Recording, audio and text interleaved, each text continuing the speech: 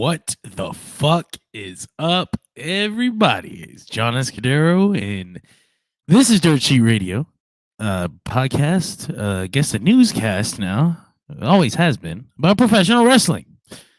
But I'm not here alone. And let me introduce my boys. It's me. I'm one of the boys. Hey, everyone. What's up? You might recognize me as Neek from such hits as the Wednesday recap of Dynamite. And hey, that's that guy from the past episodes of the podcast. Yeah, me. Send me some cinnamon rolls. You know what's up. What the I am also one of the boys. The Dalton Castle boys. Yeah. The YMCA boys. Young man. I'm gonna take advantage of you young man. Oh, this is professional wrestling. Good night, everybody. All right, that's it. That's a wrap.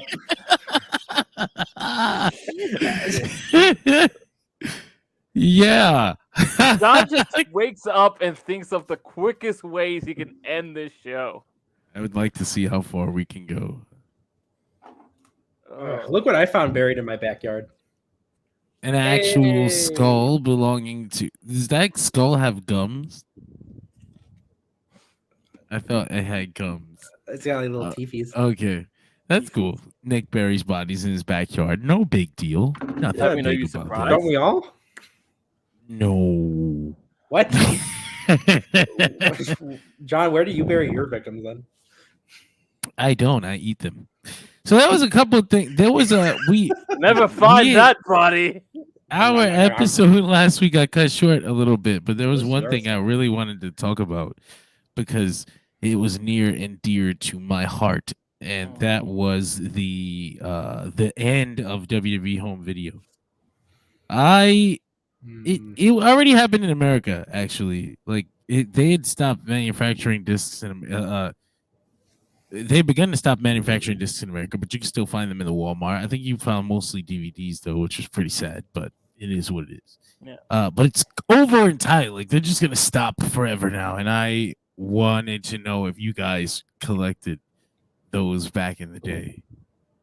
Almost religiously. Like those things were a highlight of many years. I'd say the 3-disc Bret Hart one and the 3-disc CM Punk ones are like prized for me.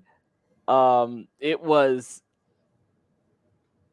say what you want about the on-screen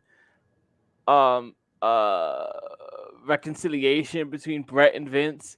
It was just something to see them like for a younger person, for a younger Gregory, it was a big deal to me to see them sort of embrace and just sort of respect Bret's career in that way. Yeah.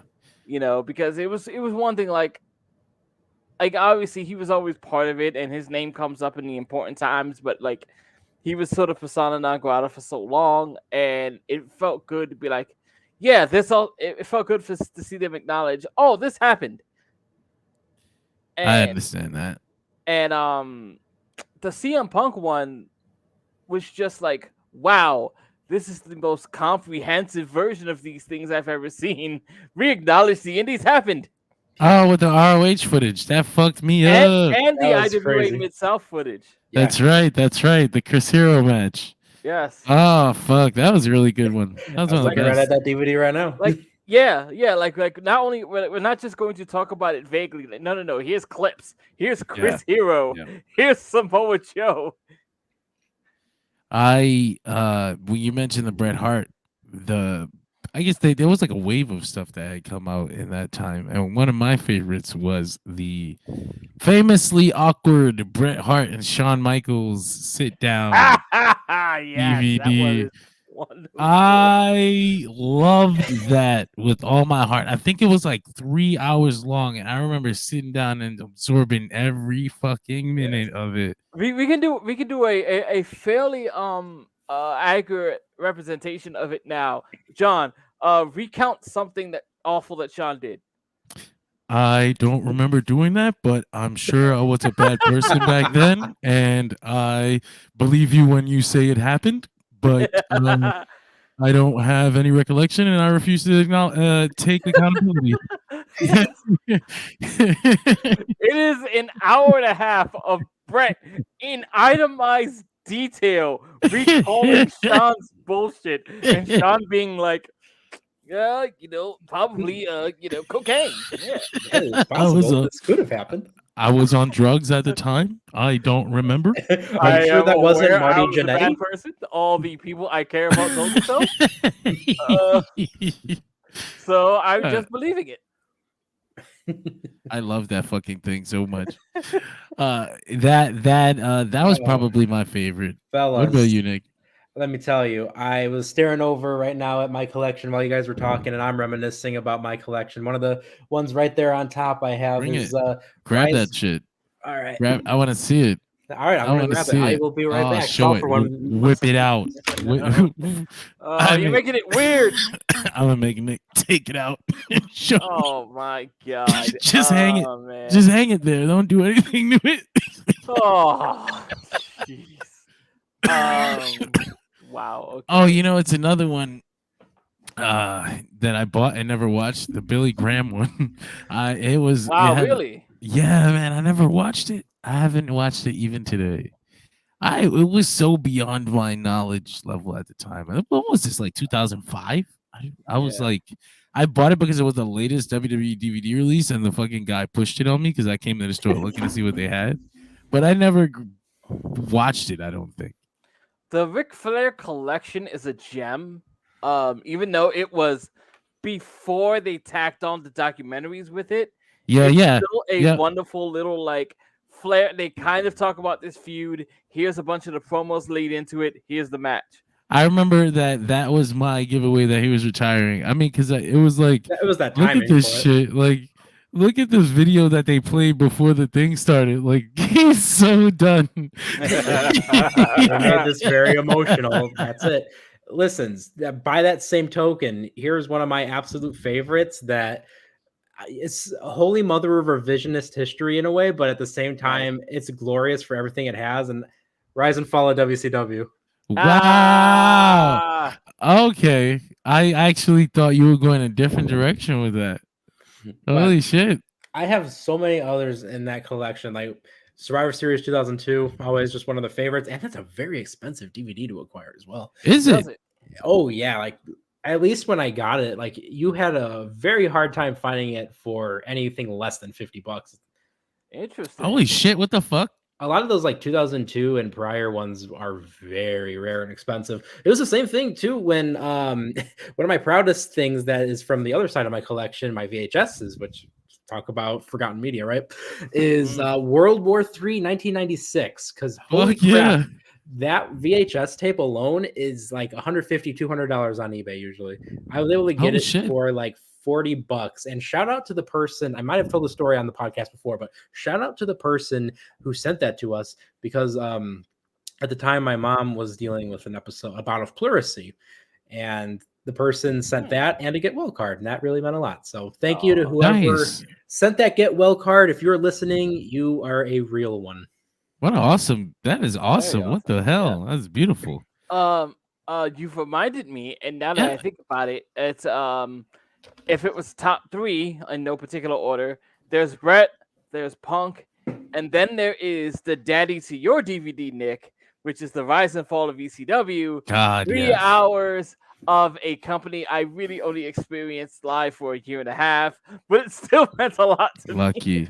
I gotta grab another one. There's lucky that you got that. I remember I got that. It was in a 2-pack. It was the ECW Rise and Fall and the One Night Stand fucking DVD. But I borrowed it from that's its real life son. Yeah, that's its real son, right? That's what it really birthed. But I borrowed it from the library before that. And that was my first real ECW experience. Like, I learned about it from that documentary. I didn't know what the fuck ECW was. I mean, I guess I had seen it once a long time ago without knowing what it was.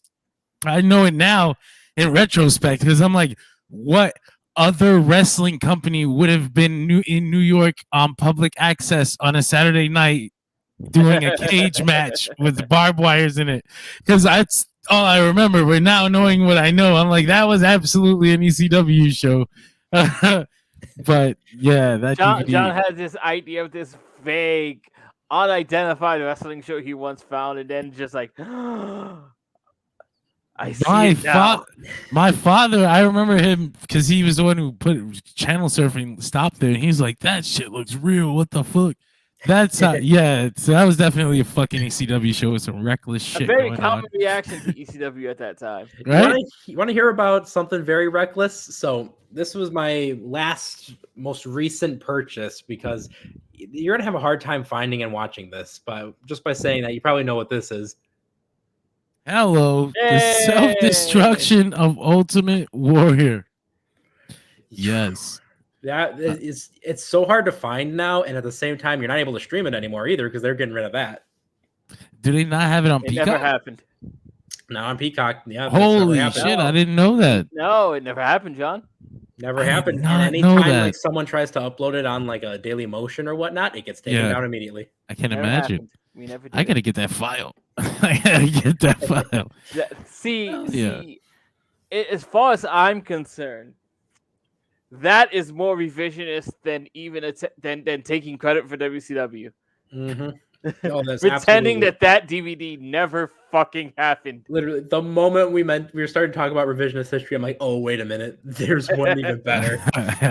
Whenever they just pretend that doesn't exist, I'm just like, nah, I was there, dog. I was there. I saw it happen. Don't tell me it didn't happen. Listen, I follow all that stuff with Lost Media and whatnot, so I want to make sure self-destruction of Ultimate Warrior does not become Lost Media. You know what I always wanted? I never Nick got the professional wrestling library of preservation. It's time. I'm taking over, Mr. Wheeler. Archive, kayfabearchive.com or whatever. Don't give that away. They might take it. Sorry, we lost that. Sorry. Damn it! God damn it! I never. In 2003, they did a every pay-per-view release had a 2003. Like it was like a 2003. The number 2003 with like pictures inside. It was a fucking stupid thing.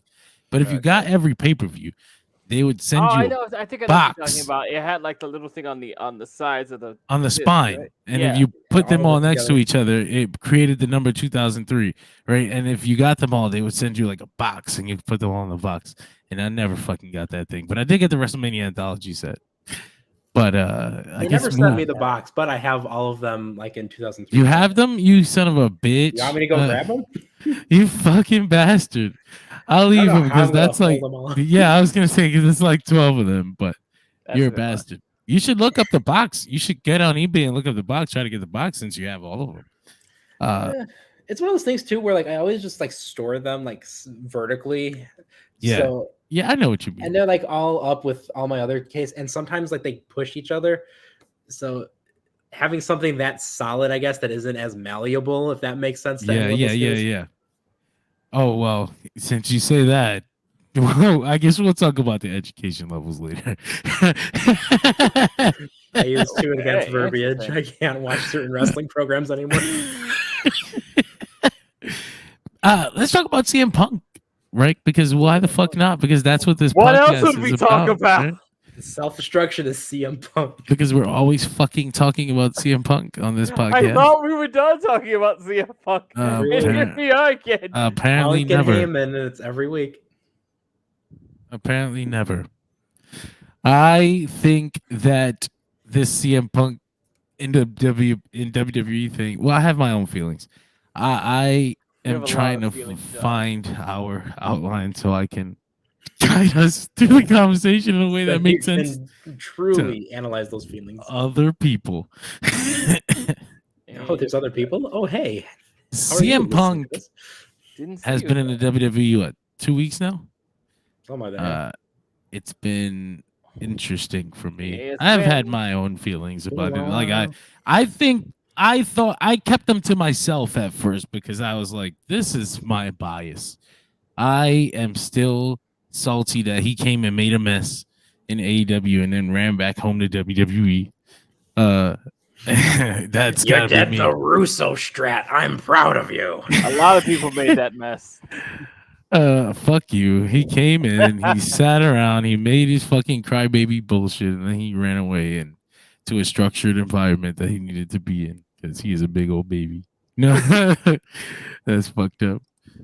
Yeah, I know other people were involved, but like I said, that's why I said it was my bias because I was like, man, fuck that guy. He didn't shake my hand.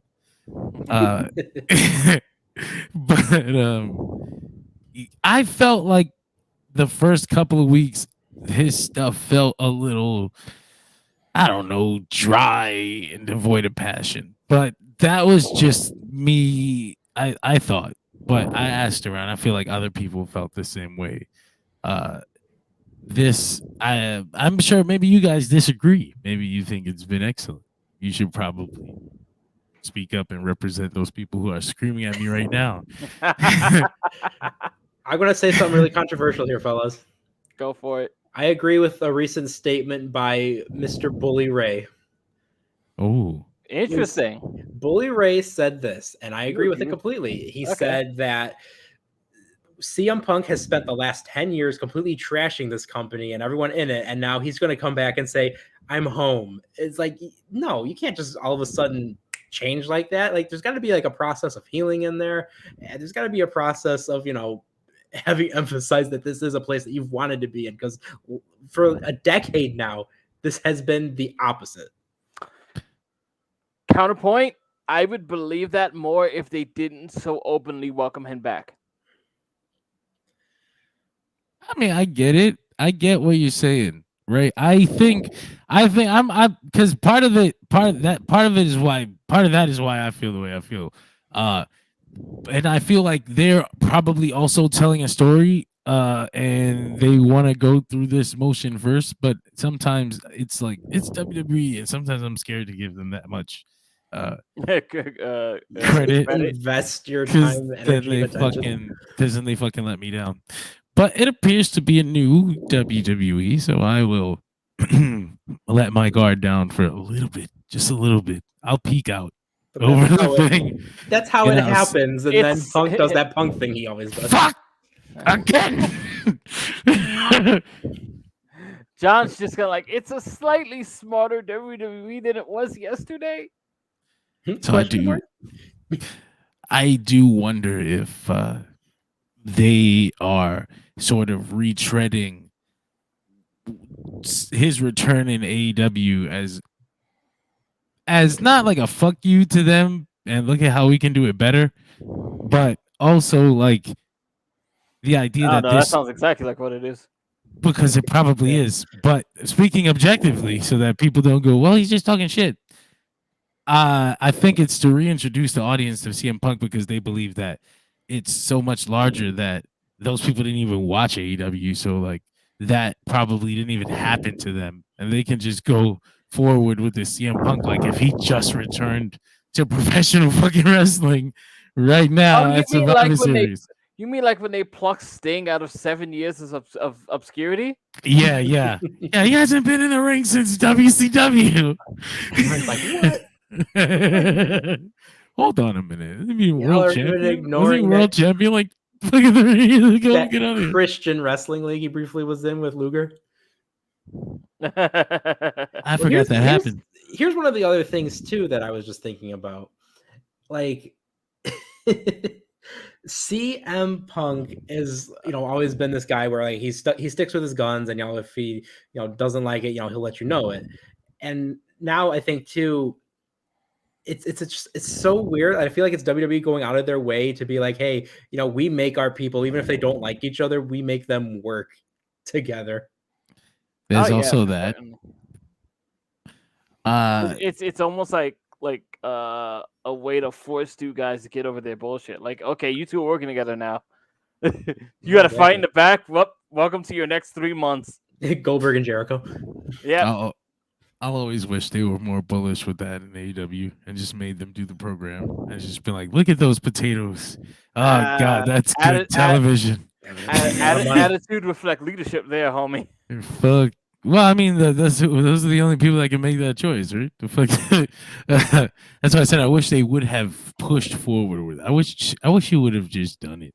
he would have made these angry fuckers Oh, yeah. work together. CM Punk and all of the elite. Like I you just go in there. I don't think he has the sack to just do it. No, I know. Well, he didn't. It didn't happen. He didn't. It didn't. It never happened. I think he still doesn't. I guess is what I'm. Yeah, I mean, for sure. Well, now he's got Brian. Brian, go make them do the thing. You see the way they respect you? Yeah, you got this. You got this. We did say a long time ago he needed an enforcer. I never expect. I guess so. Yeah. I just, never thought it would be fucking Brian Danielson. I thought it was gonna be someone big and brawny. It's a tiny bully. Because Brian is a fucking bully. If you really watch Brian Danielson like in like documentaries or like if that famous Table for Three or when he talks about the way they treated Ryback, he's a little bully. I can just imagine. That's why like Ryback will shit talk CM Punk every single day. But he refuses to shit talk Brian. He's not gonna shit talk Brian. He wouldn't dare. Brian call him the Ryback. The Ryback. He knows that ass will come and get him, and he won't have anything he can do about it. But the CM Punk. But getting back to the CM Punk thing, I just felt like okay, his whole character in the WWE, the whole cool thing about him was that he stuck out like a sore thumb. Like all the other WWE existed on WWE level, and CM Punk was like, "Look at me, I'm like fucking Deadpool. Like, oh, fucking exists. I know this is wrestling. All my stuff is the same shit the fans have been saying that gets ignored all this time."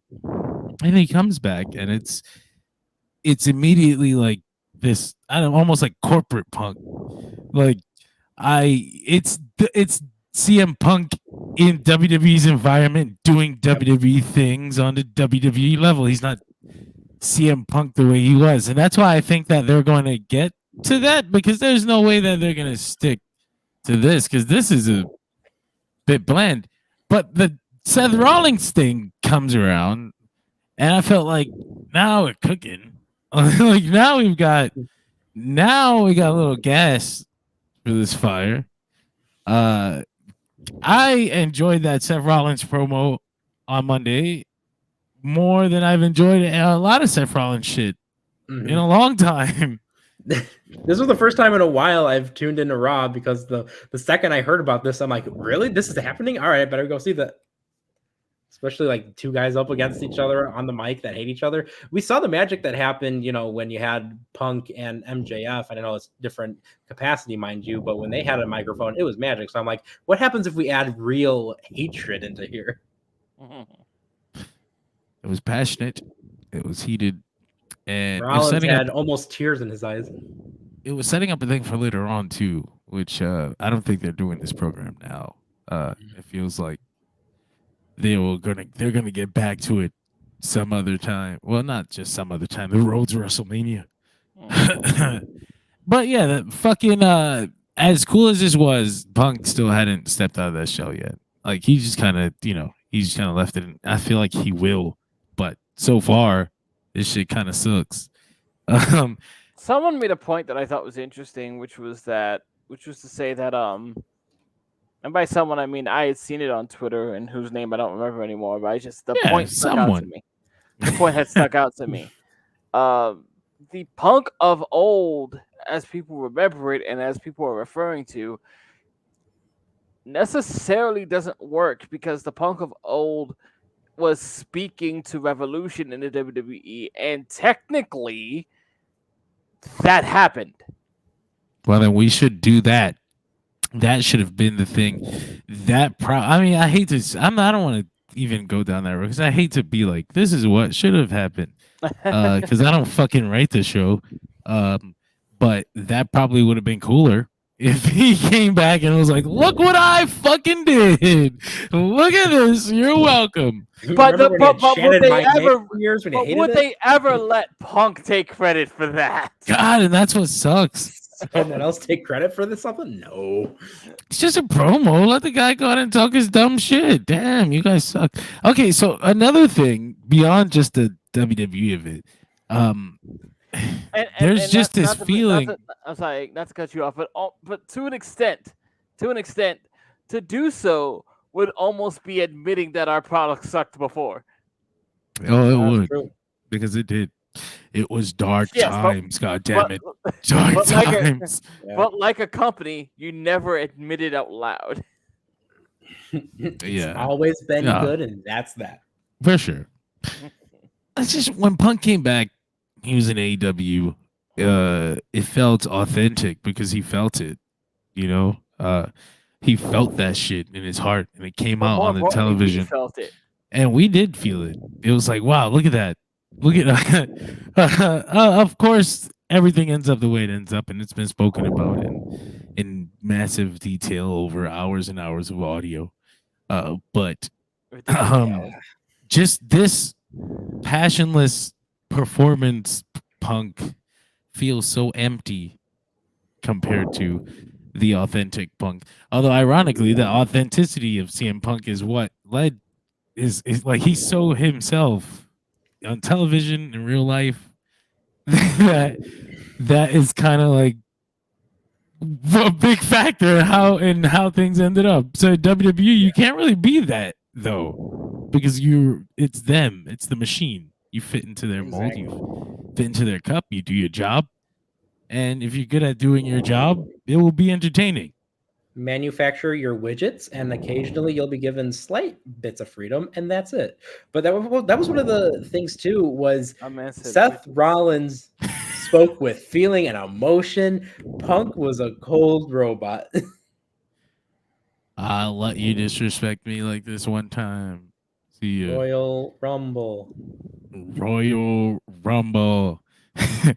It's all right. entering the Rumble. A lot of people brought up the similarity to the Hangman promo. I just thought it was funny that defending WWE from you. Yeah, I thought it was funny that they're both defending their companies from CM Punk. Like he's like this, even in canon, this fucking nasty cancer.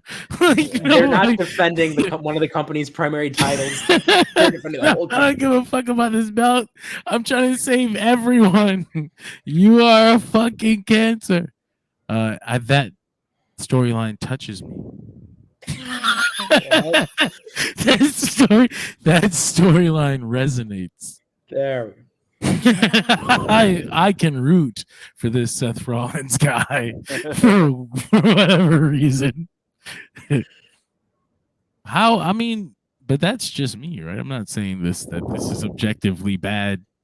How have you been enjoying it, my friend Gregory? Gregatron? Gregopolis? Wow. I thought it's all been good. I guess you could say if you're looking for something other than it being, a good pro wrestling promo, then you'll probably be disappointed. But it is what it was. It's good pro wrestling promos, and it's still some of the best segments on TV today. And what can you say? Fucking CM Punk makes people more interested than anything else. I rarely pay attention to these things, but somebody else in a different group chat sent it, and I shared it with you guys. The bump for the CM Punk segment is significant. Wow. Ratings. Yeah, that was insane. It was up to like almost 2 million people just watched him. A bunch of homies texted their friends, Punk's on now, and everyone tuned in. And then the Punk segment ended, and people were just like, bet, back to Family Guy. Yeah. Those are the smartest. Those are the smartest viewers, because the rest of that show kind of stinks sometimes. Right. Catch that on YouTube. The highlights, that's all you need. So no, I don't think there's anything wrong with it. I don't think it's even all that different from the stuff he was doing in AEW. Yeah, that's what I'm saying. He just retreaded it. Yeah, but like that's by that point to me, it's just like, okay, yeah, CM Punk is just being as good as CM Punk is. When he gets something to dig into, like he'll probably have with Seth Rollins here, we'll see. Obviously, the issue is sort of one-sided, right? Seth has a big issue with CM Punk, and Punk's just like, dog, I met you once a few years ago in NXT. And then we fought like one time when you were in the Shield. I don't even know you. You took everything from me. That's what I'm saying. Yeah, it's the Thanos and Who you fucking are. Wanda thing. That's exactly what it is. Like Seth is so, and granted, you can even draw this back to the old backstage stuff, right? But if they even want to bring that stuff up? Well, I mean, what is this drawing from directly? That interview that Rollins did when Punk was still in AEW, where he was like, "Well, I mean, we're in between after Not the even brawl." AEW, like the WWE backstage stuff. But did they have an interaction on there? I don't They remember. had a back and forth on there because Punk had stuff to say about Seth Rollins, and then Seth Rollins retaliated. Okay. I just felt like he was working an angle. Even now, I just think it's really good. I like it because it's got bits of truth. I appreciate that. We'll see though. CM Punk seems to be making himself comfortable in other places in the company. He's been at NXT backstage for at Deadline, and then also this week, just giving the kids all kinds of advice and all the things he wanted to do in AEW. Yeah. All the things he wanted to do in AEW with like Jungle Boy and all that shit. But I just I think this is a good place for him. Like if this is what he wanted to do, then this is where the kids are gonna. Whoops, wrong guy. Uh-oh.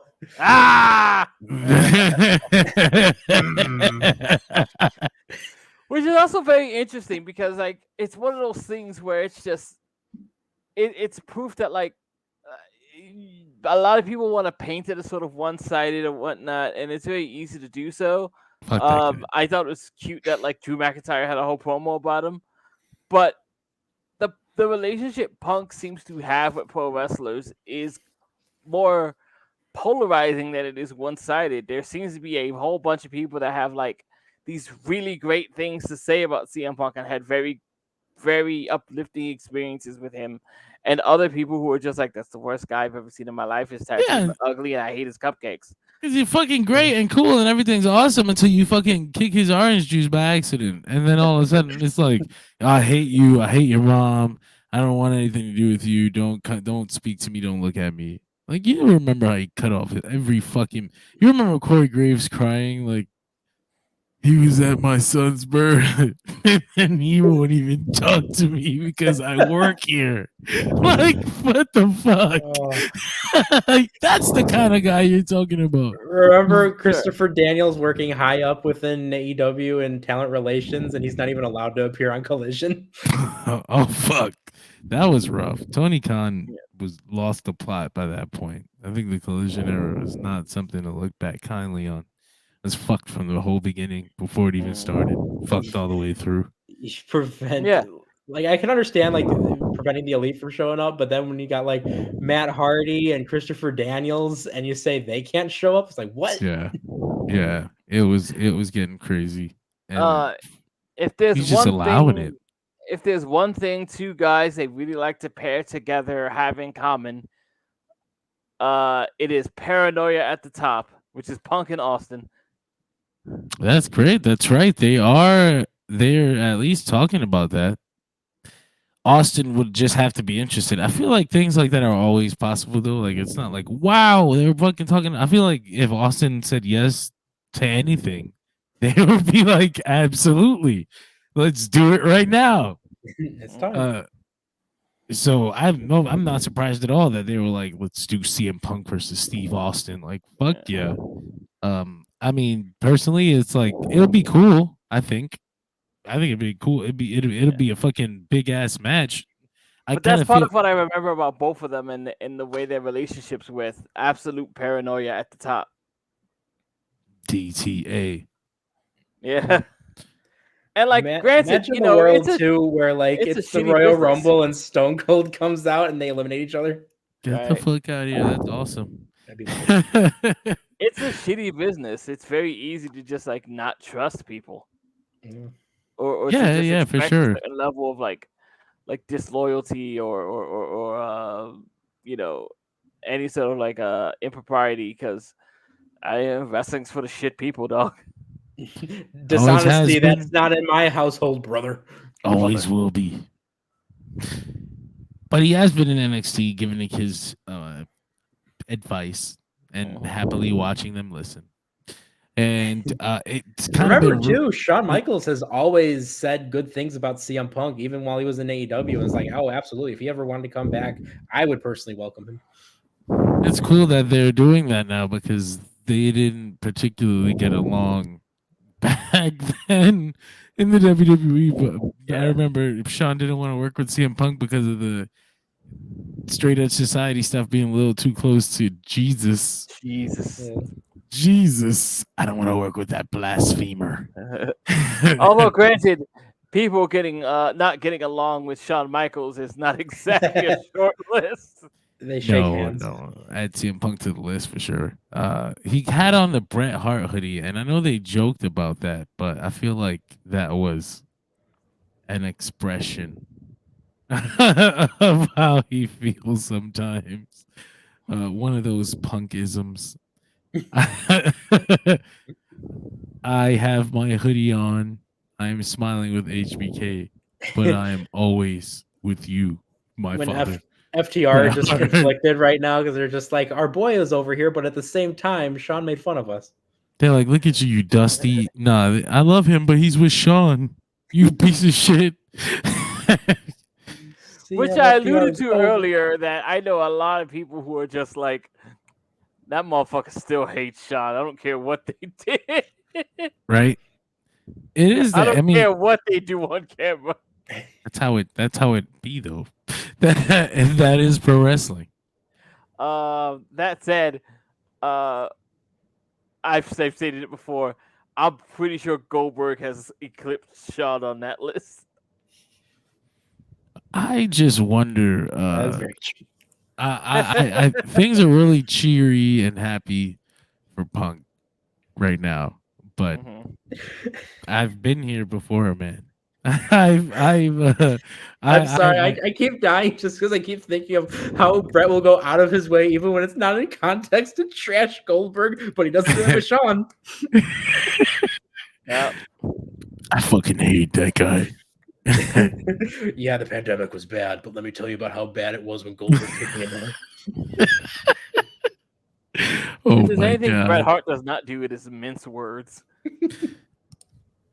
Brett, how do you feel about the weather? You know I hate Bill Goldberg. Let me tell you about how much I hate. No, about how much I hate Bill Goldberg. You know, the hail came down and it felt just like when Bill Goldberg kicked me in the side of the fucking head. Brett, you gotta let it go. Enjoy your breakfast. This toast is soggy, and I know it's Goldberg's fault. It's Brett, did you hear that Baldur's Gate 3 won Game of the Year? Let me tell you about how bad Goldberg was. You know who was never win Game of the Year? Bill Goldberg. You know what I went for that? I went for that technique and it rolled the dice and I got a 1 for a critical failure. It's just like Goldberg kicked me in the side of the head. Oh fuck. Ooh. I've been here before with CM Punk, and I'm like, this is all great and well, but you fucking people just wait. Someone will bump into him. They'll sneeze in his direction by accident. Did you write Drew McIntyre's promo? They'll fucking step on his shoes. Something is gonna happen, and he's gonna blame every fucking body in the universe, and he's gonna blow up, and he'll be fucking gone. If it doesn't happen, great. But I ain't falling for this shit again. You're not gonna get me. I'm like, fuck you. No way. Good job. I'm glad that all the WWE fans get to have the thing I had a couple of years ago. I hope it works out better for you than it did for me. He's gonna be at the Royal Rumble, obviously in the Royal Rumble, and then do we think he's gonna win? I want to say yes. Fun because like, if I were to shake it out anyway, and because to me this was what makes the closest in the sense, is that you'd have Punk win the Rumble because you don't want to have Cody win it again. And Cody will have to go through the chamber to get his spot. I like that. I think that CM Punk. I mean, I guess what's the Royal Rumble? You give that stuff to legends. They give it to Edge. They give it to John Cena. They give it to The Rock. They give it to Randy Orton. Gave it to Batista, Brock Lesnar again. Batista, Brock Lesnar. But they've also given it to Sheamus. They've given it to Sheamus, but that was like nobody remembers it, right? Because of the fucking 12-second thing. People only remember Bryan Danielson's They gave it to Orton. That was fun. The fucking Bray Wyatt match, everybody hated. Yeah. I was there for that. The main event, John. They kept telling you. Yeah, that's right. The main event in the middle of the show. Yeah. So it's to me, it's entirely possible that CM Punk wins it, and you get the irony of Punk winning the match that he left the company on the day. 10 years later. Yeah.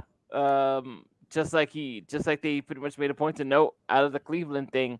Also because the WrestleMania thing is part of the story now. It's not just meta canon. It's actual like the goal for CM Punk the character. I want the main event. I'm gonna finish my story. Yeah. That was a good little in-character promo he did on SmackDown where he called out the whole roster. The whole roster. RASSLANS wrestling. I thought that was good. That was good wrestling. I thought that was a good WWE performance. That was good wrestling. I'm just saying. I still think, how cool would that be if perpetual hat trick winner Stone Cold Steve Austin came out and fought Punk at the Rumble at one point during the match? You just can't go around punching guys in the back anymore, guy. Oh man, and then the thing doesn't land because it's all troops in the audience.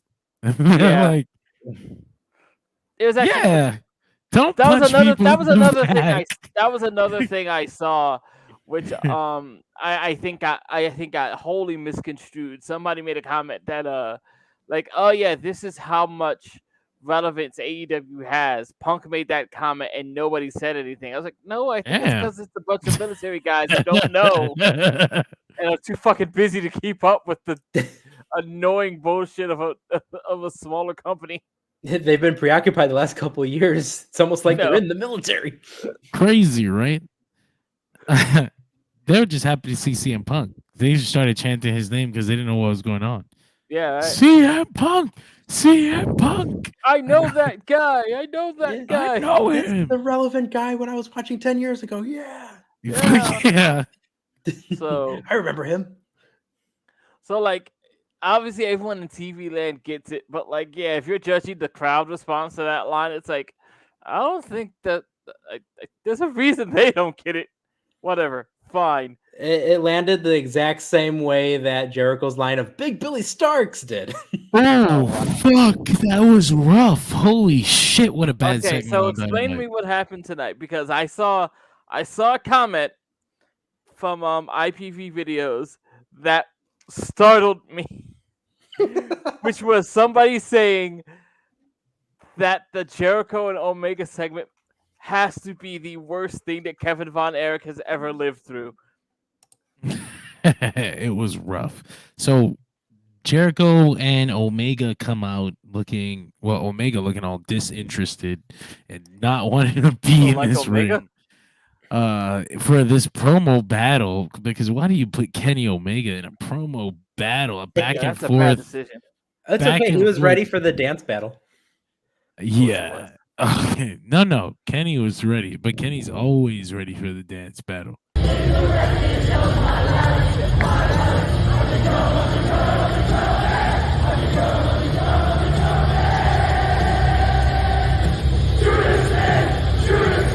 Kenny Omega dancing. Yeah, Kenny Omega dancing before the Dynamite, before that horrid segment. If we had just kept it dancing instead of the segment, we would have been great. That was the best part of it. So explain to me what happened. I missed it. So Kenny and Omega come out. I mean Kenny and Omega. Ooh. Kenny and Jericho come out. Ricky The real Starks and Golden Big Lovers. Bill come out. They Alpha are and Omega. going. They're doing the Winnipeg Jets or whatever. Yeah. Even Omega called them the Winnipeg Jets on accident. instead of the Nice. Golden. What is the Winnipeg? The Golden what? Jets. Oh, the Winnipeg. I don't know. The Golden Jets. They're a hockey team. No, but I forgot what Kenny Omega and Jericho call themselves. The Yeah, Golden the Golden Jets. Jets. The Golden Jets, yeah. Okay, yeah. So Kenny already fucked up. He doesn't remember who the fuck they are. And Ricky Starks and Jericho go back and forth. Jericho's dropping some horrible names for this team. I think we should rename them. The first one went. It stuck. It worked. People were chanting it. What was it again? I don't remember. It was something very basic though. That and then like Omega is like, you know, what, Jericho, you're the absolute assholes. Yeah, the crowd chanted that. Yeah, and they should have stopped when they were ahead. Yeah, and then he Story did of another Jericho's bad late one. career. Another bad one that didn't work, and then a third one that was like, he's Big Bill, and you're Ricky Starks. You can be Big Billy Starks. Come on, everybody. Big Billy Starks. Big Billy Starks. And everyone's like, who? What? Why would you? That What wasn't the even- fuck? And even Ricky Starks is like, that fell flat on the microphone. Poor Did he, Billy actually Starks. did he actually reply that out loud? Yeah, he Yep. did. Oh my god. Yeah, he did out loud. Oh I feel my like god. if he ever does that shoot interview 20 years from now, he's gonna be like, and that's the moment I decided to go be with Cody. And we had the emergency situation where the only way Jericho could save it was addressing Enzo.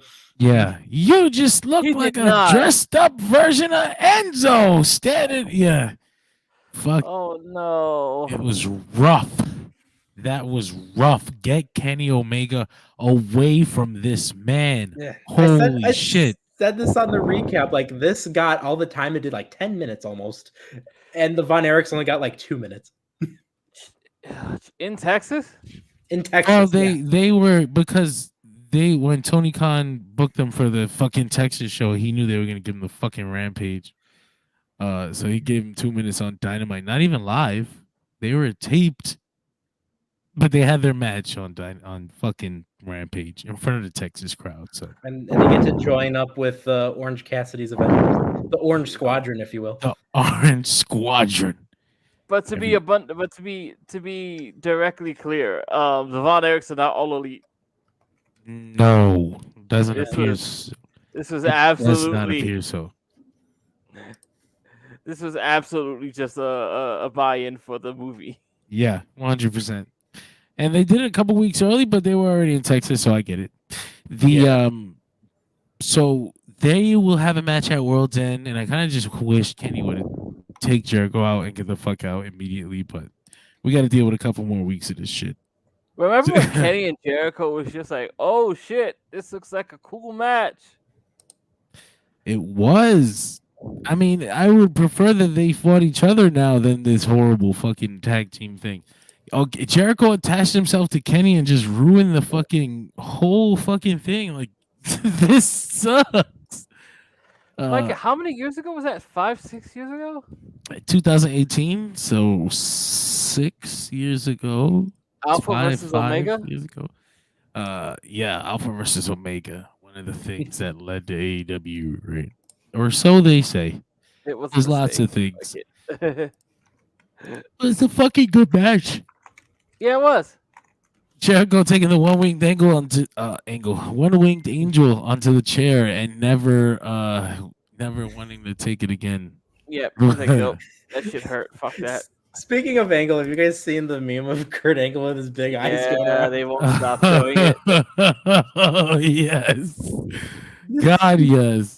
There it is. That drawing is something else.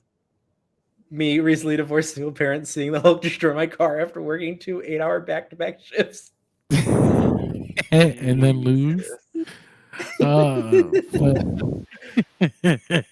Go on looking at Goku after he threw a sensu bean at Cell.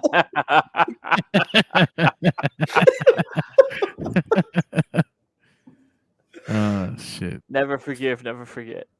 Send it to me. Fuck my life. I have to talk about this WWE story, WWE Raw rights story, because it was just whispers for a little while, and then it came out a story that WWE presented a pitch to Warner Brothers in October to see if they would buy the rights to Raw, and Warner Brothers turned them down. And then a couple days someone ago, from the Warner Brothers camp turned them down. and then a couple days ago, Dave Meltzer tweeted out, "Things have changed greatly." Fucking in regards to CM Punk, he's saying CM Punk is more valuable in regards to Raw's TV rights than people knew. Interesting. So people started speculating that, oh no, WBD might have changed their minds. Because if you remember, okay, that's interesting, because when you told me about it, I read it differently. What did you think? I read it as somebody from the con camp spoke ill, and that like WB was just like, oh, that dude's bad news. We heard about what happened with our other show. That would have been. That's what they should have done. But no, in fact, he has raised the stock of the show. CM Punk has made the show more attractive to the people. Shocking how he keeps doing that. He can't keep getting away with it. So the WWE puts him on the Raw roster during the Raw media rights negotiations, and it was like, oh, I see what they're doing. And now, today, people within CM Punk's camp, quote unquote, according to Fightful and Sean Sapp, people in Punk's camp, which when he said people in Punk's camp, whenever all the AEW rumors were happening, he was talking directly about CM Punk. And he admitted that publicly, outed CM Punk as his source. Never let that go. Completely breaking journalism 101. But, yeah, really, that's kind of breaking his own rule, isn't it? Yeah, but none of these motherfuckers are journalists. They go to school. You can even if you went to school for journalism, even if you have a fucking thing hanging above your fucking head that says you're a journalist, you're not a fucking journalist. I'm sorry, you're not. Frank, you made friends with people who text you things. That's it. Every fucking report is that. You're not a journalist, John? They're not a journalist. You're all fucking content creators. You're just like me. I'm sorry. Frank West is sorry. You know. I am not going to go to school, and I'll probably end up just like you, or even better. And I'm not going to go to school for journalism. I'm just going to make friends with people, and they're going to text me things, and I'm going to be like, exclusive. This guy says that he's not happy another guy's in the locker room. And people are going to pay, because that's what they do to you. You're not a fucking journalist. John sounds like fucking Billy Kay. Did you go to journalism school for that? You go to journalism? You gotta be joking. No, man. John, just for you, I'm saying I'm a journalist. I miss the Iconics. I'm a journalist for Nursery Radio. You should fucking call yourself that, because if they can call themselves that, you can call yourself that. Fuck that shit. I mean, I've seen some of the journalists at those press conferences at the WWE pay-per-views. You fucking kidding me, bro? I don't have to mention any of them by name, and I won't, because they're not worth it, but they all suck. There's some good ones. But yes, they suck, and just wait. Just wait. The ones at the AEW ones are awful too. Yeah. I mean, it's the same group of people. It's all the same group of fucking glad handing, back patting, dick sucking, happy to be there, scared to ask the hard questions, journalists. And then journalists, quote unquote. Wasn't Izzy one of the journalists at one point? Yeah, and then she a few months later, she was having her first match. She said, "I prefer CTE," and I think I understand. But yeah, Oh, the parents are in the DMs right now, Oh no! and all their friends. I don't feel like that's a controversial statement. Those things I said, I don't feel like it should offend people. What? I feel like they should know that they're all just content creators. What would be Like, offensive? Oh, that okay. yeah, yeah. I mean, that's just what I think. I don't even know how we got here. We're talking about CM Punk. I mean, You ever wonder why we're here? listen. I would question generally what it even means to be a journalist in this not real sport.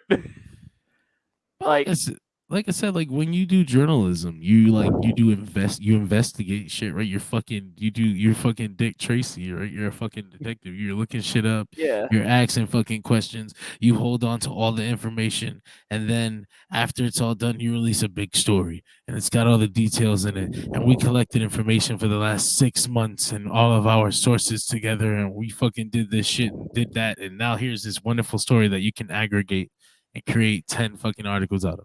But these guys, they get a text, they shoot it out, they release it as news. This is an update. It's on fucking Patreon. Go give me $5. Give me $5. Give me $10, please, and to read this. And then when you read it, don't share it too fast, or you'll fucking like what the fuck, bro? What the fuck is this? What is this landscape? Like, what is this shit? I am sick.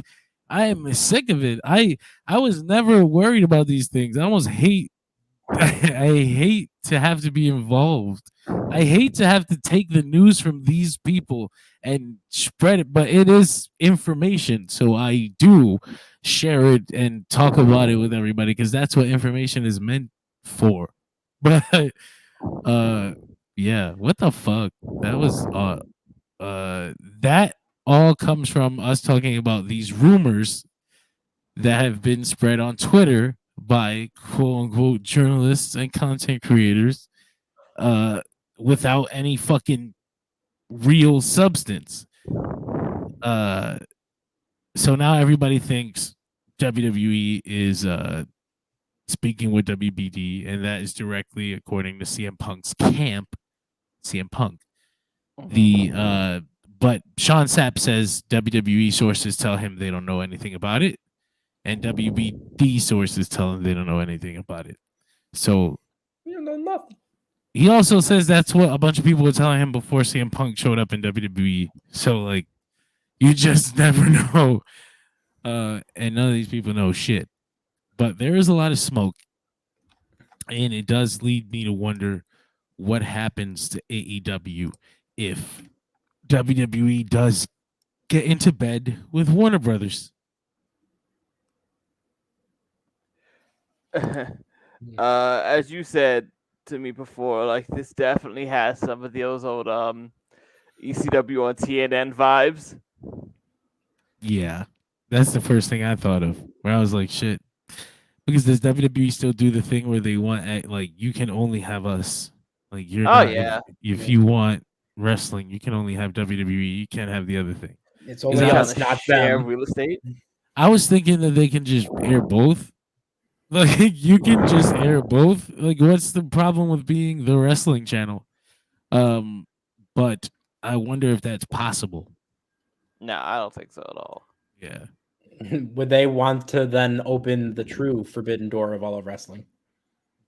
Playing AEW commercials during WWE because they know they want the ratings, and because I could 100% do crossover. Yeah, if you are like the head of Warner Bros. Discovery, you're gonna want them to be crossing over and whatnot. It's like, yeah, we have that Forbidden Door event, and it's great when you bring the guys from Japan over. But what happens if we have the two biggest American promotions? And yeah, I would love to see. I mean, I'm sure Nick Khan, because he's really good at this negotiation shit. I'm sure he'd be able to come up with some reason why it doesn't. You know what I think? On some level, I could imagine like the people who are like WBD executives are seeing it just like, to them, it's just CSI. So like, why can't CSI New York crossover with CSI Sarasota? Yeah, exactly. What do you mean? We can't have Miami in there with them? There's also been this rumor for a long time that Warner Brothers actually owns a piece of AEW. Yeah. And if that ends up being true, then that changes the whole way you look at this. It changes the power structure. Because if they own a piece of AEW, then the idea that they would agree to not air it doesn't make any sense. Like, never mind. That's a lost investment right there. So I mean, it's gonna be crazy if this actually happens. But yeah, you had all the vague tweets and oh my god, things are about to change, blah blah blah. And fuck that. If you know something, put it out there. At least that guy, whatever his name, fucking Sean Sapp, put it out there. Other people were just vague tweeting. It's gonna be big, but I can't tell you. I can't tell you. I want to hold on to it and make myself feel so important until it breaks tomorrow.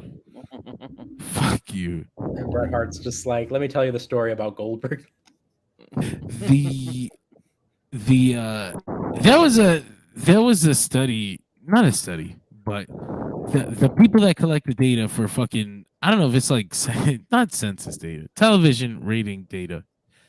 When you break that down, you break that down into income, and you break that down into education level, and then you sell that information or you present that information to advertisers, and then they decide if they want to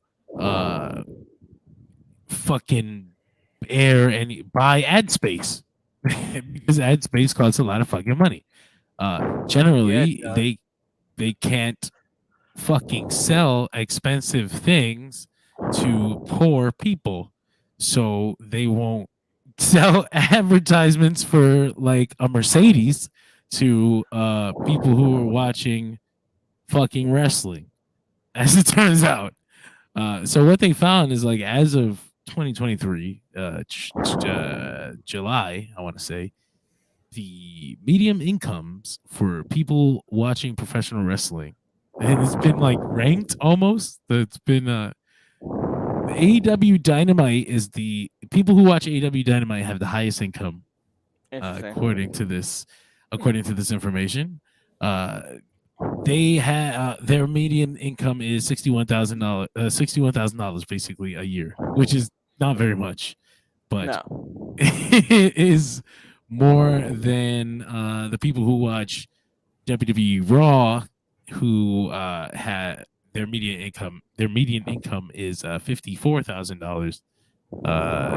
So it immediately became like, you only publish this information because it makes AEW look good, and people are fucking pissed off, and you're sucking Tony Khan's dick, and how do they know I didn't go to college? And You're not supposed to know that. What are you really mad about, sir?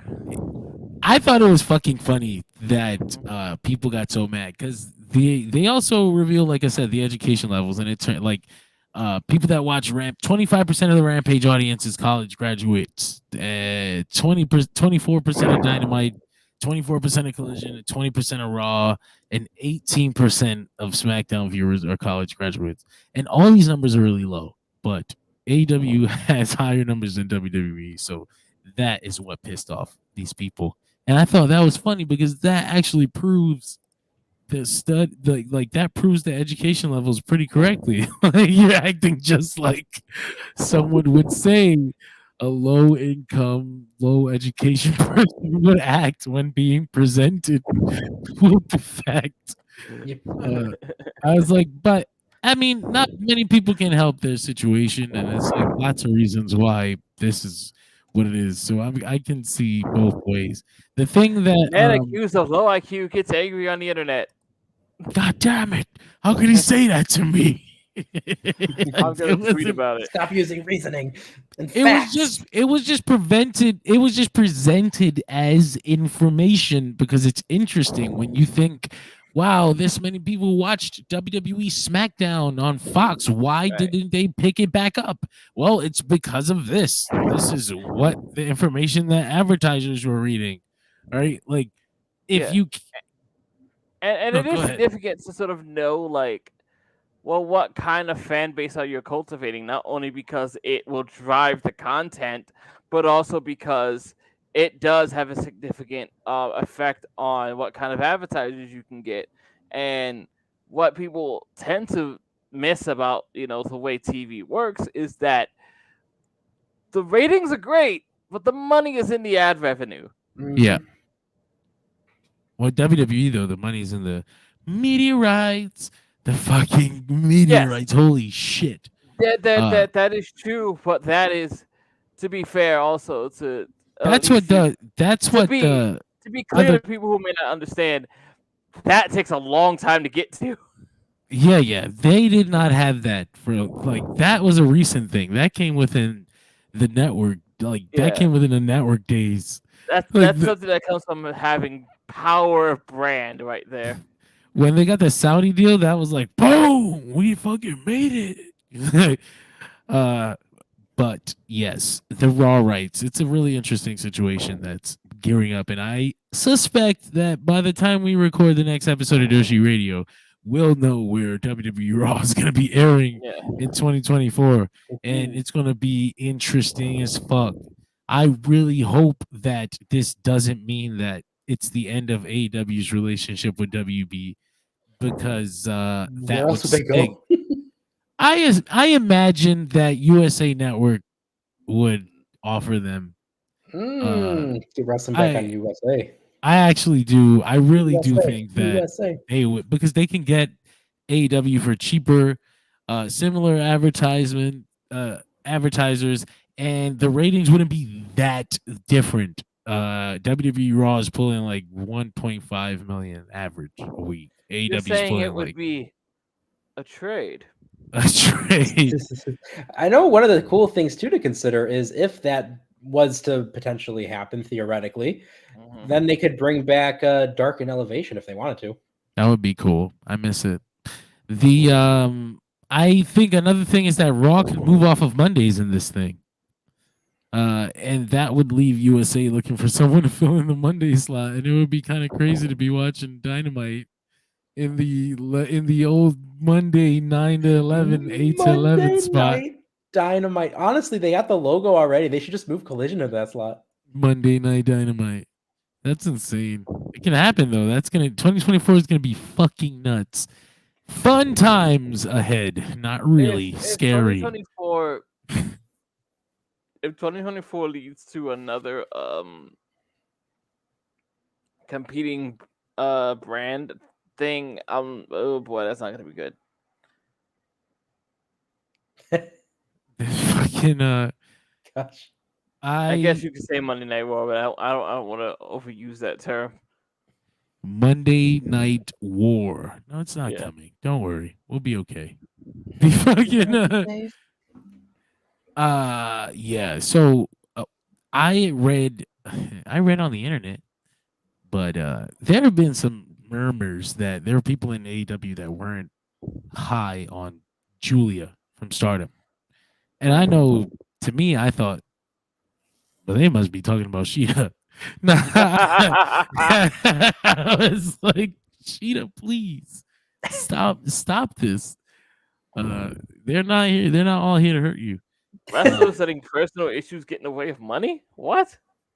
Because okay, so like this is another one of those things where these people who aren't journalists get a text from somebody who works in the company, and they're like, well, I know a couple of people that don't like Giulia. And so they put it out like, some people in the AEW locker room are not high on Giulia. And then everyone fucking spreads that shit like, I guess AEW is not high on Giulia. And it's like, what the fuck? Now you done fucked up the whole thing. Yeah. Being a dickhead and rushing to get clout, you done fucked up the whole thing.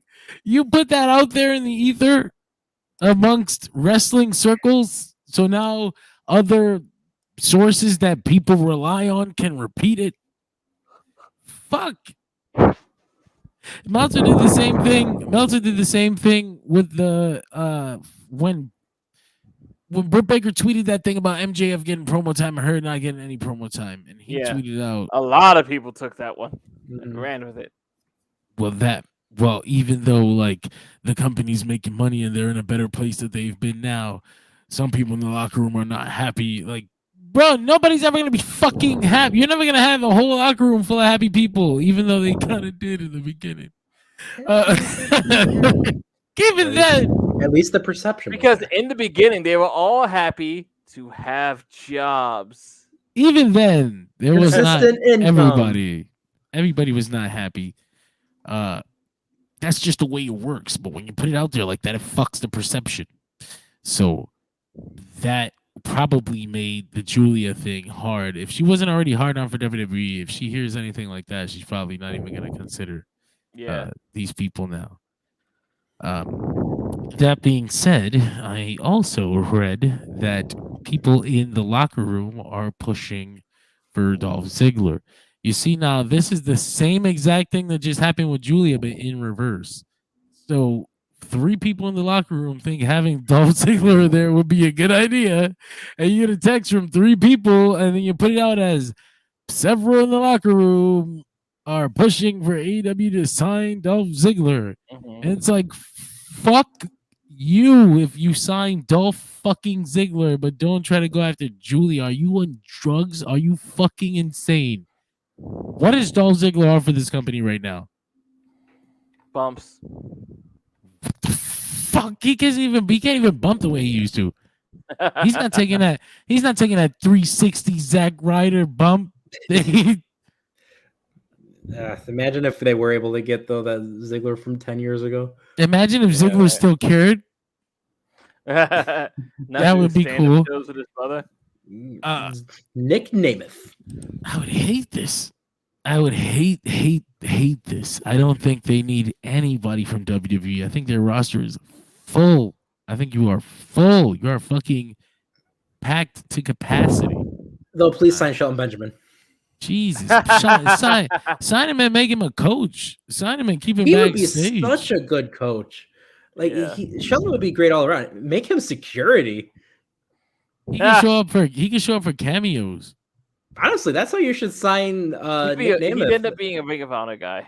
Like, sign Ziggler and Shelton. Make them security. No one's going to jump the barricade anymore. Those guys will destroy them. Yes, but I have a stinky feeling that he's going to show up. Greg, did you die? Oh, shit. No, right here. He fell all the way back. I was like, this guy's gone. We lost another one. We lost another one. No. Oh shit. The last thing I wanted to talk about this week was the Ring of Honor Final Battle show. It's on Friday, which did Richard get his tickets? He didn't say. It's on Friday. I didn't realize it actually was on Friday. I didn't think it was so close. Yeah. It looks like it's regular Billy Starks and not Big Billy Starks. Big Billy Starks. Come on, everybody. Big Billy Starks. Oh, God. Wait. Does he even know Billy Starks as a person? I hope that was the joke he was trying to make, and he wasn't just oblivious. Don't think it is. Oh, fuck. Because I was under the impression that he just thinks this 18-year-old girl being massive is hilarious. I don't know. Come on, everybody. Just imagine Billy Starks was like 18 feet tall. Is that not funny? Big Billy Starks. Oh, shit. The pay-per-view, though, it was struggling to sell tickets. Shocking. According to WrestleTix, they had only sold about 900 something tickets, a little less than 1,000 in a building that hosts 5, and a show that was set up for 5. It's okay, we fixed it. Richard bought a ticket. We're set. So they announced, boom, Jay Briscoe Memorial match, Fight Without Honor, Blackpool Combat Club versus Mark Briscoe and FTR. For the first time ever, Bryan Danielson, Claudio, and Mox will be the trio representing Blackpool Combat Club. And Bryan makes his return to Ring of Honor for the first time in since 2009. So like 14 years. It's a big deal now. And it was just out of nowhere. They didn't build to it. Brian randomly was like, man, fuck. What the fuck? I'm gonna fight you for Jay Briscoe. And everyone was like, hell yeah, let's do that shit. Fighting time. They announced this match and then they fucking boost up ticket sales. They sold like they doubled what they had. Really? And yeah. But it kind of like people were like, well, that really stinks. And then Tony's like, well, actually, this is going to end up as one of the biggest gates Ring of Honor's ever had. Like, this is even though it looks bad, let me show you something. And then he shows you the chart of all the money Ring of Honor ever made. And it's like, now let me show you how much we're going to make tonight. And it's like, all the money Ring of Honor ever made doubled. Like, what the fuck? God sure, do you want to damn. compare ticket sales? Oh shit. And it's like, but it's only, it's like you get all these people who first of all don't watch Ring of Honor now, didn't watch Ring of Honor then, never watched Ring of Honor, only know of it as on a peripheral level, saying things like, this is so bad. The Ring of Honor show only has 2,300 people at it. Jesus Christ, could Gabe Sapolsky would have busted 16 nuts hearing that his show pulled 2,300 fucking people to see. Like, how many people watched the pay-per-view? Only 50,000? Are you fucking crazy? Ring of Honor was doing Ring of Honor was happy with like 8. Honestly, too, remember the fact as well that every wrestling show ever was doing 0 a couple years ago. Seriously. There's a lot of different things to consider, but as a fan, I don't want to watch the weekly show. Oh, I don't really. It doesn't grab my attention. There's some things that are good that I just catch clips of. I don't think it has enough of its own identity for me to feel like I need to go out of my way to see it. I think it feels like dark, but with Ring of Dark of Honor, but with sometimes cameos from bigger AEW stars. But see, there are some like rays of sunshine down there that feel like Ring of Honor things that belong to Ring of Honor. The Athena Billy Stark's story that they've done for the past few months, that's been like Ring of Honor's best thing. It's the one thing everybody cares about. The one thing everybody loves about Ring of Honor is Athena and her story with Billy Starks and her minion and all this stuff. And I remember saying to you that like years of NXT and main roster, and they finally found something that made Athena work. And it's been great, but now she's about ready to move on. They're probably going to need another big thing down there. But that being said, they also had something like Ethan Page going to Tony Khan and basically telling him, anytime you're not using me in AEW, please send me to Ring of Honor. And I will just work down there. And he's just been having matches, and he's in a program with Tony fucking Nese, and it's like, yeah, what is just Tony Nese, a jobber? And see, now this is the problem, where this is a really good thing that Ethan Page is down in Ring of Honor doing the work and getting involved and making his name known and being in things that can get seen. But Tony Nese not only gets used in Ring of Honor, he gets brought up to AEW to be used as a jobber. So when you go back to Ring of Honor, it's like, fucking Ethan Page is in a fucking I Quit match with a goddamn motherfucking jobber. What the fuck am I watching here? Yeah. So if there was more of a split between what AEW was doing and what Ring of Honor was doing on television, we had more exclusivity, then maybe I would be more inclined to watch the weekly show. Yeah. Just remember too, Tony Nese is also the occasional jobber on Ring of Honor. And he was even jobbing in Ring of Honor, but that's fine. Like that, if that's the only place he was, and he was just jobbing sometimes in Ring of Honor, but also a featured character because he's been featured down there, then fine. You know, like that's Ring of Honor's thing. Yeah, Serpentico has a win over him. It makes it appear that Ring of Honor is basically the place where the AEW losers go. Yeah, like, and it doesn't have to be that way on TV. Like, it should be the place where you send the people you're not going to use and the wrestlers who still need to come up, right? It should be used that way, Yeah. but then they should not be on fucking main roster TV at the same time, taking these damn losses and looking like losers. Yeah, Santana should be down there right now. I am biased because I'm pro Tony Nese because we're Facebook friends. How cool would it have been if they did the Santana Ortiz feud all on Ring of Honor and then blew it off on this final battle pay-per-view? It would have been something to care about, but it just ends up on a Rampage. Remember Scorpio Sky? No. He had 3 appearances recently on Ring of Honor following that Battle Royal and the Andrade match. And then his last Ring of Honor appearance was October 7th. Wow. What the fuck happened? What did he do? Damn it, Tony Khan's losing a plot. The week before, he defeated Fred Rosser. On Ring of Honor? On Ring of Honor. I guess I vaguely remember Fred Rosser did show up on Ring of Honor, didn't he? I remember seeing him on one of the ads. It looks like he does make occasional Ring of Honor appearances.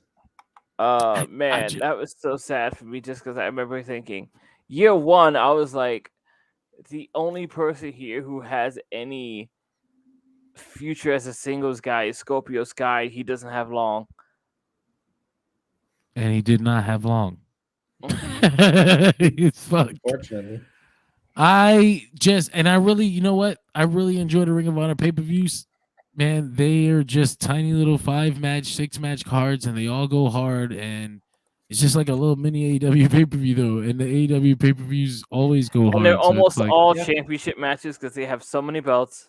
It's basically Takeover, right? But yeah. I just feel like there's something we can do with that Ring of Honor TV to make it better. And I hope that they listen. I might clip that out, post it, and be like, Tony Khan, please listen to me. TK, we beg you. Parentheses, not clickbait. I could have sworn they were actually like promoting the Athena Billy Starks match as the main event, and I was It is. In fact, the main is it event, not Jay Briscoe now? No. These gentlemen will go on just before and kill the crowd. Yeah, that's a choice. And then they'll have to work up from the bottom. And then you'll be able to watch people leaving the building. Oh fuck! That's Don't the issue. that. We're setting them up for failure. I feel doing that. I don't know. Brian coming back to Ring of Honor should have been like the main event, but Athena and Billy Starks is the only Ring of Honor storyline with any heat. I agree, but I feel like you shoot yourself in the foot there doing that because like not only. Okay, so open the show with them. Maybe, right? No, I mean that's the best other option. No, I'm not. I'm mostly like it took me by surprise, but like I'm kind of agreeing with you. Fuck. Because what is happening here now? Hell really has frozen over. Jesus. Because like, especially late in the card, man, like you'll be physically exhausted because it's gonna put you through your paces. It's gonna be that kind of match with those guys in that ring, but also like. When you add in the Jay Briscoe of it all, you're going to be emotionally, exhausted by that point. And it's like, oh, also Athena and Billy Starks. Yeah, cool. It's a bad idea. This is such a big match, though. Like when they first announced it, it was like, all right. I thought it'd be because Yuta was there, and yeah. It was like a fucking red herring. I did have a small feeling. I did have a small inkling because they only kept saying Blackpool Combat Club and they wouldn't say who was in it. And I was like, right. And you would think that on the seldomly ran Ring of Honor pay-per-views that Yuta would be defending. Yeah, exactly. So that's gonna be great. I think he's gonna defend against Hook.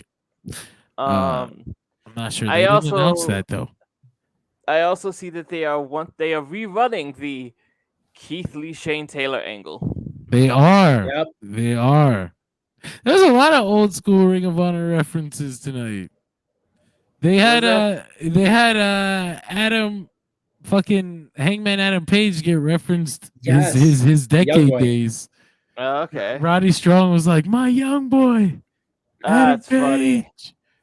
I was like, oh shit, that's right. The fucking decade. He used to John- carry his spit bucket. When John, who already thought he was done with Roderick Strong, found out just how much more done he could be. Oh, with yes. Roderick Strong. You ever hate? You know, like, there's not many things that have go away heat with me, but one of them is big show matches, and the other one was The decade. fucking decade. Anything the decade made me want to die at live Roderick events. Strong, BJ Whitmer, and Don't Colby ever Corino. say the name BJ Whitmer. was it again. Colby Corino? Colby Corino was involved. Yes, Was he he was. like the decade young boy? Yeah, I think he was carrying like the spit bucket. I Like, think there was a after third Hangman? guy. Was Hangman Okay. in the decade? No, Hangman- no. Hangman was the decade young boy. Well, who was? Then you had Roderick Strong. Then you had Yes. BJ Whitmer, and then fuck, you're Was it right. Matt There was Taven? one more. No, it wasn't Matt Taven. It was shit. I'm gonna have to Google it.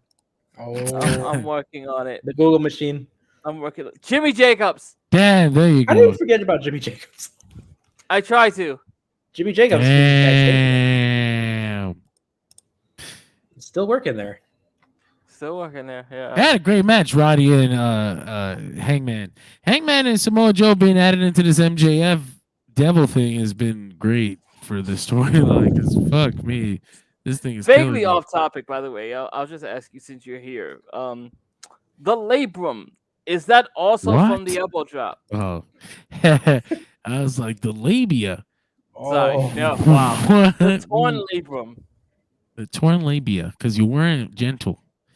The labrum, I guess he's had it before. The Okay, injury. so that what he didn't get 2 injuries from that elbow drop. No. that was Okay. a rough elbow drop. That was crazy though. MJF. It was, yes, absolutely. I still don't believe that shit. I was like, I knew about the hip, and then you mentioned the torn labrum. I was just like, oh god, was that from the elbow drop too? That just makes it worse. Me and Greg are going to be doing the Wrestle Kingdom watch along again. Ah! Let's Wrestle. fucking go. I would ask Nick, but you got work the next fucking day. It's a Wednesday night. That's true. Yeah. Yeah, and the show ends at like 7 a.m. So- We are actually upon the precipice of what I like to call the super series for wrestling these days. Coming up late this month, we have Stardom's biggest show, which is Wrestle Dream Queendom. Queendom. Then coming up after that, you have the Royal Rumble, which is usually the official beginning of WrestleMania season. There are 2 big Japanese events also that like to take advantage of the Wrestle Kingdom event on January 4th. So Pro Wrestling Noah and I think All Japan Pro Wrestling will be holding some of their bigger events coming up that month. With All Japan having Kensuke Sasaki's 2 favorite sons facing off for the Triple Crown Championship. Katsuhiko Nakajima and I forget the other one's name. The All Japan guy. Kento Miyahara. Yes. Names are hard, guys. No, you just have Ooh. to remember them better, you evil Yes, I man. know. Right. We gotta get ready, guys, because remember, we gotta name 108 of them at some point coming up. Oh, for yeah. New Year's. That will also be The that. New That Year's will be Battle Royal, baby. I have Yeah. been waiting for this for years. I am so ready for it. Yes. Thank you, StreamYard. and coming up after all of that in January, we'll be thinking about we'll have the Elimination Chamber match coming up, won't we? Soon? Stadium show in Perth, Australia. Yes. More and more Perth. preparation for what will be WrestleMania. Where are they this year? Philadelphia. Philly. Big Mileage may Willie. vary on whether any of us make it out there. Maybe. maybe, who knows? You might see me there. You might not. Maybe I will be at the Royal Rumble. The Royal Rambo. The Rambo. The Rambo? But I'll will be there the be Royal 108 Rumble. people in it though? I'll be doing content. No, they don't have nearly that much time. I'll be bothering people in the parking lot like, hey, who do you think is going to win? Do you have a clue? Do you have a raging clue? Yeah, I'm an official journalist. You, John, I need you to you walk want to be on around. my TikTok? John, I need you to walk around the entire of Envoy One with like a fake DSR lanyard. John Escudero, Jersey Radio News. Can I please see your titties? Oh my God! All right, well, this has been the show. How does your press pass? How does the press pass work? I mean, can I not? Can I not? Like, what are we saying here? What is the point of all of this? I am If I pulling up can't- the Cold Case Project right now. Oh no! But yeah, no, watch along Wrestle Kingdom, January 4th, the morning of January 4th, as always, as soon as Wrestle night Kingdom of- starts. The night of January 3rd, for context. That's going to be fucking rough. I'm going to have to do the Dynamite stream, then Dirt Sheet Radio, and then fucking Wrestle Kingdom. Your yap is gonna be yapping for hours. I'm not talking. You just watching and vibing. I'm just watching. They're like, why'd you do the watch along? I wanted y'all to be here with me. I'm just gonna follow It's not a talk along, it's a gonna be watch along. me- It's gonna be me running commentary on fucking Wrestle Kingdom while John's just like, word. Yeah, that's cool. Yeah, he did a rainmaker. Openly getting high on camera because it's legal as shit now. Ooh, I probably shouldn't though. but I'm in it for Okada versus Bryan. Otherwise, it's like, Yeah. jeez, this card is You're not in it for uninspiring. Despy? Oh well, that'll be a good match actually. Go But on, Despy. the light heavyweight match always delivers. Yeah. But yeah, this card is like, it's like okay. New Japan had a really rough second half of the year. I hope they pull it back. New Japan's had a rough few years creatively. That's speaking. true. That's very true. That's why they might lose Okada. Y'all bugging out. Yeah, but they've also like sort of tried to pull the string on Okada a little bit after years of making him their guy, and Okada. They sort try of to Randy Savage Kazuchika Okada. Mm. He's gonna be doing commentary soon. I Oh still my got it left in the God. tank. It's Yuji. It's Yoji's time. Suji. Oh man, it's But, gonna be fun. Also, we get to see a brand new belt that nobody understands. The New Japan, the IWGP Global Championship, not the It's World just Championship. as dumb as the AEW Continental Championship. It's the Global hate it. Heavyweight Championship. Oh, the Of course. Oh, fuck my life. Of course, of course. The Global Heavyweight Championship, not to be confused with the World Heavyweight Championship or the Intercontinental Championship or Or the the International International Championship. Championship, nor the National Championship. This is That the one's at global least one. different.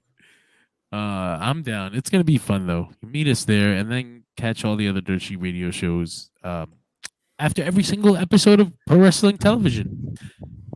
That means that we probably have to do a fucking watch along for Ring of Honor. I mean, not a watch along, a post show rewind.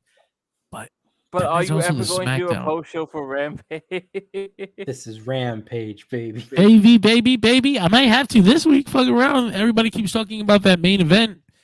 Holy shit. Plus Fun Eric. Yeah, that's right. It's the Luchas. It's I think it's You made Penta it feel like Commander. AEW again, John. Trios. They made it feel real. I think it's Penta, Commander, and Vikingo Vikingo. against Top Flight And and Ready. Action Andretti. You know what? I don't know. I don't know if we spoke about it. Maybe we did. But before we Yo. go, I just want to know, how do you guys actually feel about that comment and about this idea? What do you mean? Making it feel like AEW again. Well, all you had to do was get rid of the sports entertainment shit. Okay, no. In such a short time, has AEW already lost its identity to you guys? A little bit. It didn't feel like, but I mean, there's always an over exaggeration, like, oh, it's gone, because it was like a couple weeks of like, oh no, what are they doing? But it's never mimosas. always keep perspective, But they certainly course corrected, and the Continental Classic has taken up enough AEW TV that it feels like the balance is back. Okay, we got great wrestling straight the fuck up. It's like straight up wrestling. Like 20 minutes, 20 minutes, 20 minutes. It's like an hour of wrestling. And then you got your fucking segments and shit. It's fine, but it's like you got your hour of wrestling spread across this 2-hour show. They need to continue that. So would you say you would declare at this moment that the Continental Classic is a success that should come back next year? We're so back. It has been great. I love it because it's like the whole thing was like one.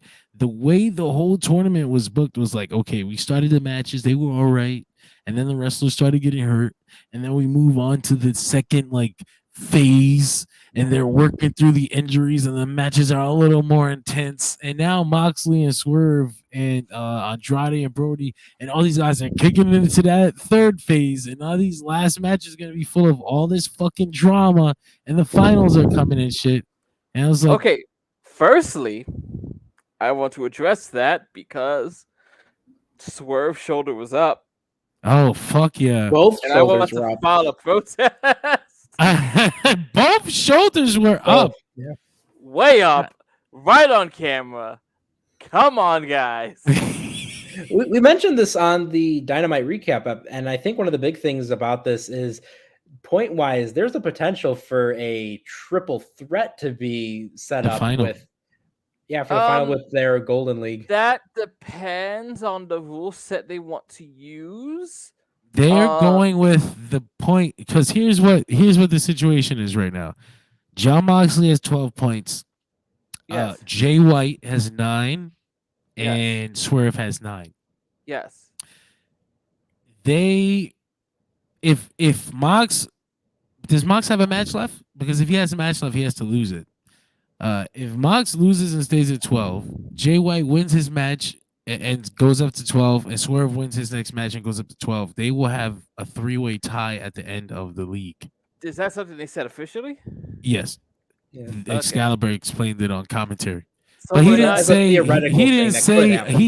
say these 3 names. He just said that a tie could happen. Okay, but so he didn't say that there would be a tiebreaker match. He did. Okay, that's the specific. Okay. Yeah, he did. He did. Okay. He definitely said that. That's why. That's why I was saying it depends on the rule set, because what they'll do sometimes is okay, these guys are tied. Who won their match in the tournament? Oh shit, that's crazy. Right. So if me and Nick are tied by points, but Nick beat me in our match, Nick wins. No, they're gonna do the tiebreaker. They're gonna do the league final. It'll be a triple threat. It'll be Mox, Swerve, and Jay White, and those are the 3 theoretically, and those are the 3 biggest names in their block. So I think that'll be a great fucking match. Well, no, they can't.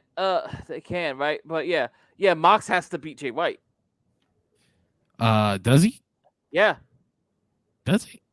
I think he has to lose last to match is Jay White. Oh yeah, so Mox has to lose to Jay White for this to happen. Yeah. That's the match. I was like, does Mox have one left? It's fucking Jay White. To eliminate all doubt, Mox has to beat Jay White. Yeah, exactly. Yeah. In the triple threat, I guess you mean at the end. No, in the tournament. In the tournament? No, that would Mox's last match is Jay White. Yeah, that would eliminate Jay White. That's what I'm saying. To remove all doubt. Mox has to beat Jay White. No, he's losing then. He's losing that match. He's done. He's so fucked. Because that's the more intriguing option. Anyway. And Mox has been undefeated so far. Yeah. This is the one. With shenanigans against Swerve. Shenanigans. That'd be crazy if he just goes all the way through and just fucking wins. What the fuck? No, I'm down for that 3, because that's who the fuck wins that match? That's what we were saying on the recap. Who wins that? That's 3 big fucking names. That's great. And who gets pinned? I think if Jay White cheats to pin Moxley, then Jay White ends up taking the fall in the triple threat. Strickland has to beat Whoosh. Strickland, I think beats Rouge. Rouge has been mathematically eliminated. He cannot make it to 12 points, no matter No, he what. cannot. Unless he like kills the people ahead of him. No. Here's what I want to. Here's what I want to discuss for both you guys. Someone's O must go. That's Jay true. Lethal versus Mark Briscoe. Oh, that's right. The loser match. That's crazy the way they did that. Oh shit! They booked a fucking losers gotta Alright. go match. Someone will get their first win of the Continental Classic. All right. Congratulations, Briscoe, on your victory. For real. Daniel Garcia is utterly defeated throughout the entire tournament. Yeah. I like his little story arc. He's like, what am I doing wrong? And Brian Lindsay fucking dances. spits in his face. You disgust me, you piece of shit. That's actually great. There's a great shot of Garcia just sitting on the ring with Brian. Like, what the fuck? Yeah. Because I danced. Was Menard right? Garcia's next match is against fucking Brody King. Rest in peace. Yeah. No, it's Brian that gets Brody next. They're doing Brian versus Brody King on Saturday. Okay. Oh, okay. Well, okay. So I don't know the schedule then. Brody, Fucking Blue League is crazy. Brody just lost to Andrade, right? Yeah. In an excellent match. So Andrade great. is the lineal Ring of Honor and New Japan Strong World Champion. Yes, he is. You're right. That looked great. Andrade hasn't been this good and this over his entire time in AEW. And he's going back to CMLL. And he's halfway out the door. Yeah. He's on his way back to WWE. All right. Great victory, Andrade. We'll see you. Man, I've been really enjoying this tournament. That's interesting. I can't wait for the finals. Yeah, the gold. So like the gold league is down to the wire at this point. But they've only got their last few matches left. So like that's what I got a little confused with blue league. It's not there yet. So yeah, some of these are interesting. Garcia has Kingston and Brody left. Yeesh. I think he's got Which to one of win those does he one. get? He might get the Brody one, or he might lose all the way through. Oy. Just to nail it in the coffin. Yeah. Like, something's wrong with me. Like, I have to fix this. I don't know who I am anymore. I may have remember- lost my identity completely. When he was focused on Danielson, like he was doing great. And then he started dancing and then he lost it. Yeah. As soon as he started dancing, boom, go to sleep. You know, Cut fucked that up. shit out. Not in front of me. I'll spit in your face, motherfucker. Keep that shit Yeah. away from me. Remember, that's how Garcia was called the Kingslayer because he defeated God, Danielson a few times. I just Daniel love that. Danielson promo. channeled his like inner Inoki in that moment. He's like, we ain't having that shit. I just love that promo where he's like, he would have been a son. He would have been a son to me. I would have Okay. loved him. I would have loved him. Oh my God. So much love. I And he need went that with Jericho, and Jericho's joking about Big Billy Starks. I need that Uh, followed up on. I need Brian to adopt that child. Come here, my son. Finally.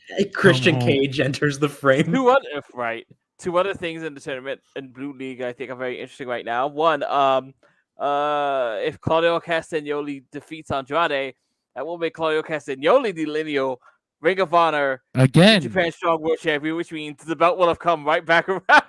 It came. I don't know. How's the point? How many points does Claudio have? No, I'm talking about the lineal as far as No, but I mean, like, you made me consider how would Andrade win this match? Like, is he about to go to the finals of the Blue League? Are we there Andrade yet? Andrade is currently undefeated. Oh shit! Nice. He's got 3 wins. He's at 9 points. The motherfucker beat Brian. Yeah. Who does he lose to then? Who does he have next? Claudio and who's the last Kingston person? Castagnoli. Oh, he loses to Kingston. Okay. Yeah. Okay. Yeah. He loses to Kingston. Claudio probably gets that Kingston's belt back. eliminated though. No, not yet. He's got He's got- 3 points. Yeah, but he's got two matches left, and everybody else, the highest, only has what 9 now. He can make it to 9. Mm. He has to win both his matches. Speaking of lineal champions, the lineal ECW champion is still the Tribal Chief Roman Reigns. Good Lord. That's disgusting.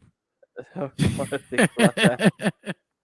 Oh, and also I'm very hyped for the inevitable Claudio Danielson match. That's right. Shit, they'll go to the draw. Yeah. They go to the draw, and that makes the finals. Eddie Kingston, right?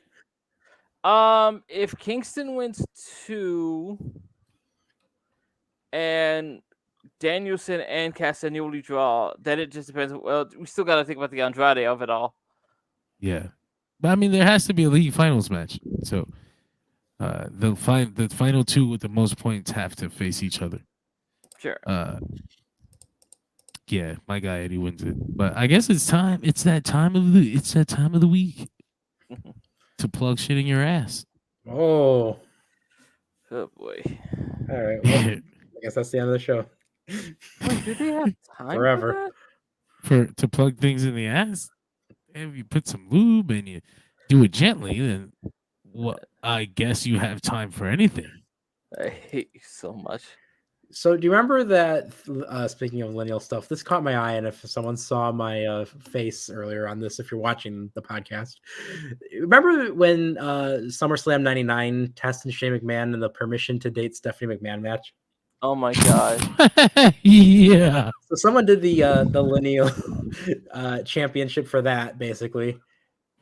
Who has the right to date Stephanie McMahon? Why? The person that defeated Roman Reigns at Super Showdown 2019, Shane McMahon. Holy shit. Jesus.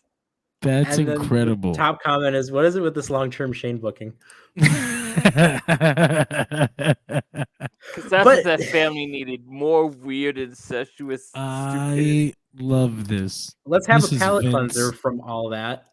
Okay. And we'll talk about the Cold Case Project. Yes, let's do that. It's a channel that focuses on all kinds of disappearances, murders, and other cold cases. Most recent upload is 4 bizarre mysteries that are explained. There's an hour, 49 minutes. This is a lot of stuff that you could just binge if you want to watch some true crime. Coming up, I know there's going to be a supercut with 3 hours worth of content for some unsolved mysteries. So go check that out. And some other stuff. It feels like there was some stuff missing at the end there. I thought so too. I guess if something feels missing in your life, you can always go and grab some Monk. So when you go into monk.com, make sure you use promo code DSR10, get 10% off your purchase, get someone something for Christmas. Hey, that's a little bit about monq.com. It's the gift that keeps on giving. And promo code, it's me, Austin. Perhaps maybe we'll have legal special reasons. We have to say it's not. It's not. The promo code is DSR10. It is DSR10, DSR10. You know what you don't need a promo code for, though? We talked about watch-alongs. Don't get a promo code if you want to join us for some New Year's festivities. Because guess what, boys? We're going to be watching 2009 to 2010. This is going to be epic. 108 people, over the top rope scramble. This already happened like 13 years ago, but you know what? This is going to be great. This is going to be exciting. I have so many cameos. You guys are going to have the time of your life watching it. If you don't know what I'm talking about, we got DDT, we got BJW, Big Japan Pro Wrestling. I hope people will understand Japanese Pro Wrestling.